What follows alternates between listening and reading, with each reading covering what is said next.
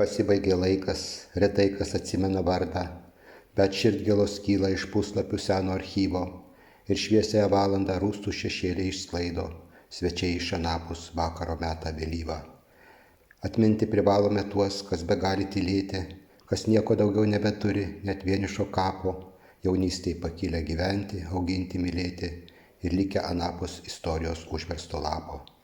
Kančia nepradingsta, kaip liepsnos sloplėnim rusena, ir kartais nušvinta akims ir nudegina širdį, ir žmonės vienatvės tyloj nemini, bet mena, ir kančią, ir lemtį, ir mirtį, ir amžiną viltį.